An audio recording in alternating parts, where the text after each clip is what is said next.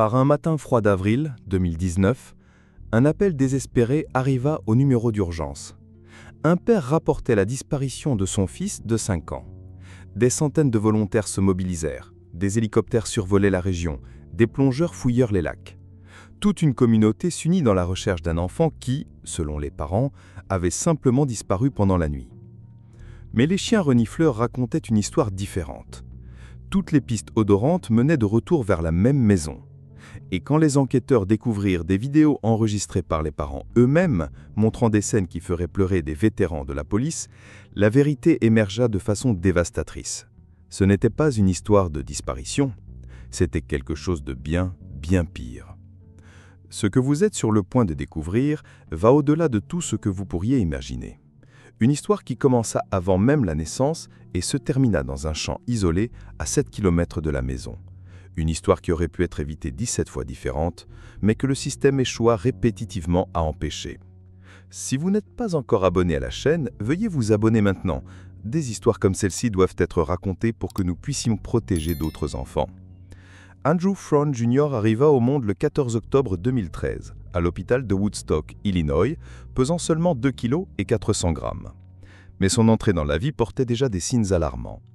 Les marques d'aiguilles sur les bras de sa mère, Joanne Cunningham, âgée de 36 ans, racontaient une histoire sombre. Les examens du cordon ombilical révélèrent la présence de substances chimiques nocives dans le système du nouveau-né. Le bébé passa ses premiers jours de vie en état de sevrage chimique, son petit corps tremblant de façon incontrôlable, tandis qu'il recevait des médicaments pour atténuer la souffrance. Les services de protection de l'enfance intervinrent immédiatement, retirant Andrew de la garde de ses parents biologiques. Durant les premiers 18 mois de sa vie, Andrew vécut avec une cousine de sa mère, où il expérimenta pour la première, et peut-être unique fois, ce que signifiait être aimé. Il apprit à marcher, dit ses premiers mots, adorait les puzzles et les blocs de construction. Sa mère de substitution tomba amoureuse du garçon et désirait ardemment l'adopter. Mais le système avait d'autres plans. Après que les parents eurent complété des programmes de réhabilitation et des cours de parentalité, le juge prit la décision qui scellerait le destin d'Andrew, le rendre à la famille biologique en juin 2015. La mère de substitution pleura en remettant l'enfant, sans savoir qu'elle l'envoyait vers un cauchemar. Initialement, les choses semblaient s'améliorer. Le père récupéra sa licence d'avocat, les deux parents continuaient à réussir les tests chimiques et Andrew fut inscrit dans une crèche. Les services sociaux firent 26 visites à la maison au cours des 10 mois suivants, ne trouvant aucun signe évident de maltraitance. L'affaire fut officiellement fermée en avril 2016. Mais à l'automne 2017, tout commença à s'effondrer. La famille perdit la maison pour dette fiscale, étant forcée de louer au nouveau propriétaire pour un montant qu'il ne pouvait pas payer. La mère arrêta complètement de travailler. L'alcoolisme du père s'aggrava. Plus important encore, la mère commença à isoler Andrew des personnes qu'il aimait le plus, ses grands-parents paternels et son ancienne mère de substitution. La résidence au numéro 94 avenue Dole se transforma dans quelque chose sorti d'un cauchemar. Des déjections animales éparpillées et incrustées dans le plancher de bois créaient une pâte collante brune qui collait aux pieds nus. L'odeur de décomposition flottait dans l'air comme un brouillard dense. Des excréments de rongeurs couvraient toutes les surfaces en couches épaisses. La chambre d'Andrew devint une véritable cellule de prison. À l'extérieur de la porte, les parents installèrent plusieurs verrous, une chaîne avec un cadenas qui tintait chaque fois que Andrew tentait d'atteindre la poignée de l'intérieur, plus un verrou coulisson qui grinçait en étant fermé chaque nuit. La vitre fut vissée avec plusieurs vis après que Andrew tenta de s'échapper par elle. Même l'armoire avait un verrou à combinaison. Le matelas où l'enfant de 4 ans dormait était trempé de liquide biologique. Le tissu avait taqué une coloration jaunâtre et exhalait une odeur si forte que même les policiers expérimentés fronçaient le nez en entrant dans la pièce. Des insectes rampaient sur l'oreiller et les couvertures pendant la nuit. Fréquemment, il n'y avait pas de nourriture dans la maison pendant des jours. Le réfrigérateur était vide ou contenait seulement des boissons alcooliques et des restes de nourriture gâtée que Andrew ne pouvait pas atteindre. Austin, le frère aîné qui avait fui chez sa grand-mère, raconta aux enquêteurs que parfois, la seule nourriture disponible était des marshmallows blancs sucrés que Andrew mangeait un par un, très lentement, étirant chaque morceau parce qu'il ne savait pas quand serait le prochain repas. Durant l'hiver 2017 et début 2018, plusieurs personnes témoignèrent de signes clairs d'escalade de maltraitance. Les employés de la coopérative de crédit, où les parents étaient des visiteurs réguliers, notèrent des hématomes frais autour des yeux d'Andrew, des coupures sur les lèvres, des égraffures sur les mains. Quand ils demandaient gentiment à sujet des blessures, ils entendaient toujours la même explication. Tomber des escaliers, cogner contre la porte, glisser dans la salle de bain. En mars 2018, la mère fut trouvée inconsciente dans sa voiture à 64 km de chez elle, avec des marques fraîches d'aiguilles couvrant bras, jambes et cou. Quand les ambulanciers la menèrent à l'hôpital, l'équipe remarqua immédiatement d'étranges hématomes sur le front d'Andrew. Le médecin se rappelle par la suite que le garçon était assis dans le couloir de l'hôpital très silencieux, ne bougeant pratiquement pas. Quand il s'approcha de lui, Andrew se récroquevit instinctivement et couvrit son visage de ses mains comme s'il s'attendait à être frappé. Ce n'est pas une réaction normale pour un enfant en bonne santé. Les services de protection de l'enfance étaient contactés, mais l'assistante sociale prit plus d'1 mois pour visiter réellement la famille, donnant le temps aux hématomes de guérir complètement. Quand l'instauration a lieu finalement le 25 avril 2018, Andrew semblait clean et ne montrait pas de signes visibles de maltraitance. Ce que les enquêteurs ne savaient pas, c'est que la mère documentait ses actes de violence contre Andrew à travers des vidéos enregistrées sur son téléphone mobile. En mars 2019, elle filma une vidéo horrible de 2 minutes qui devint une preuve documentaire de traitement systématiquement cruel contre un enfant de 5 ans. Dans l'enregistrement, Andrew est nu dans un matelas sale, trempé de liquide biologique, son petit corps semblant au plus petit contre le matelas sale et taché de sang. Des bandages médicaux blancs sont enroulés autour de ses poignets et de ses cuisses, cachant de blessures profondes, de cordes et de coups. Son visage est tellement gonflé de coups qu'il est forcé de tenir une grosse compresse d'eau sur ses yeux. La violence psychologique capturée dans ces enregistrements fut peut-être encore plus dévastatrice que l'agression physique. Dans un autre enregistrement fait seulement 2 semaines avant la mort d'Andrew, il dit « Je ne veux personne près de moi, je veux vivre seul, je ne veux pas de famille. » Pour un enfant de 5 ans de rêver de solitude, ce n'est pas être difficile. C'est un cri d'aide d'une âme qui était presque brisée. La solitude semblait la seule salvation possible. La mère répondit avec une cruauté calculée pour causer un maximum de traumatisme psychologique. « Tu n'as pas de famille. Tu penses que ton père va te choisir au lieu de moi et ton frère ?» Le 18 décembre 2018, un incident survint qui aurait dû sauver Andrew, mais le système échoua une fois de plus avec lui. La mère conduisit jusqu'au parking du Taco Bell le plus proche et demanda aux employés d'appeler les services d'urgence, alléguant que son petit ami avait volé ses médicaments prescrits et son téléphone portable. Quand les policiers arrivèrent, ils trouvèrent Andrew et son frère plus jeunes de 4 ans sur la banquette arrière de la voiture. Malgré le gel de décembre et une température sous 0 degré Celsius, Andrew ne portait qu'une couche fine. Ses lèvres étaient déjà bleues de froid et il y avait un énorme hématome sur sa cuisse droite de la taille de la paume d'un adulte. Quand ils entrèrent dans la résidence familiale pour chercher le supposé voleur, même les policiers expérimentés furent choqués par ce qu'ils virent. L'enquêteur des services de protection de l'enfance, Carlos Acosta, questionna Andrew directement au commissariat. En présence de sa mère, le garçon, tremblant de peur, prétendit que le gros hématome sur sa cuisse venait du chien de famille qui avait mis sa patte sur lui pendant qu'il regardait le film L'Expresso polaire. Mais quand la médecin examina Andrew, seul, loin de sa mère, il fit une déclaration qui aurait dû mener immédiatement à son retrait de la famille. « Peut-être que quelqu'un m'a battu avec une ceinture. Peut-être que maman ne voulait pas me faire mal. » La médecin considéra la déclaration d'Andrew extrêmement alarmante et recommanda que le garçon soit immédiatement questionné par des spécialistes entraînés pour travailler avec des cas de maltraitance infantile. Au lieu de cela, l'assistant social Acosta prit la décision qui coûta la vie d'Andrew. Il libéra les 2 enfants pour qu'ils retournent chez leurs parents. Ce qui suivit furent les 4 derniers mois de la vie d'Andrew, durant lesquels la maltraitance atteignit des niveaux inimaginables. Plusieurs témoins rapportèrent par la suite avoir vu des blessures de plus en plus sérieuses sur le corps du garçon presque chaque semaine.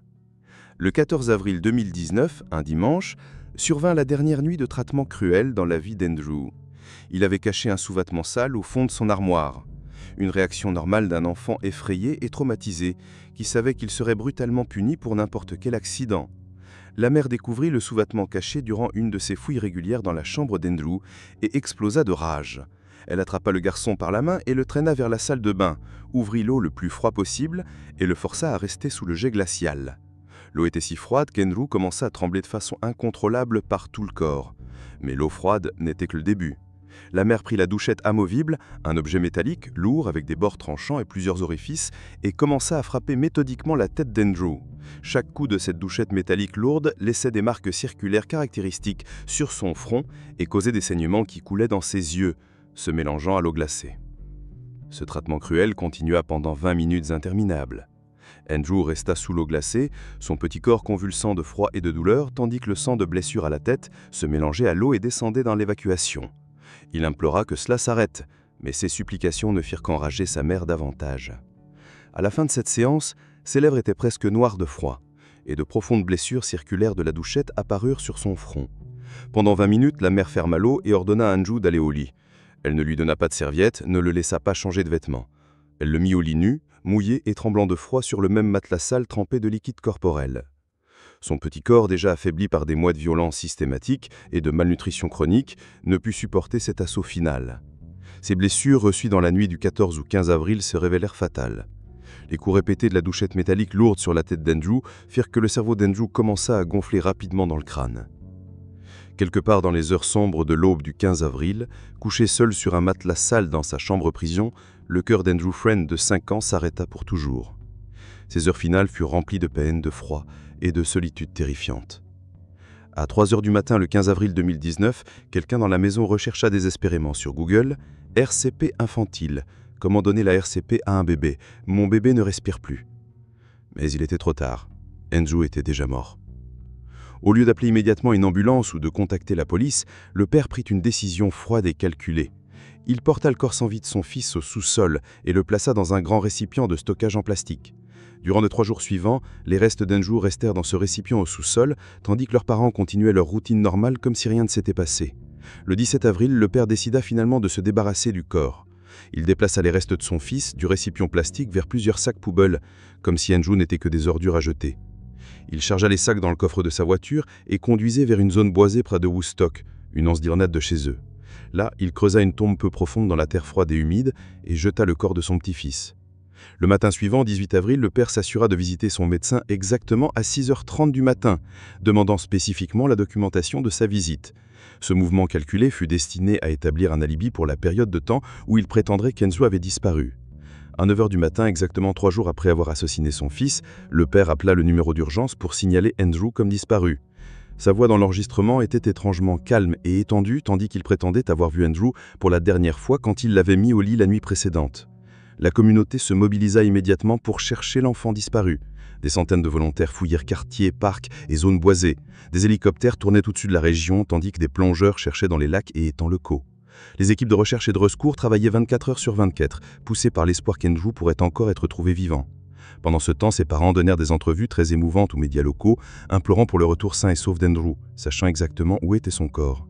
Leur performance était étrangement convaincante, mais par en dessous, elles connaissaient la vérité. Andrew ne reviendrait jamais à la maison parce qu'il l'avait tué.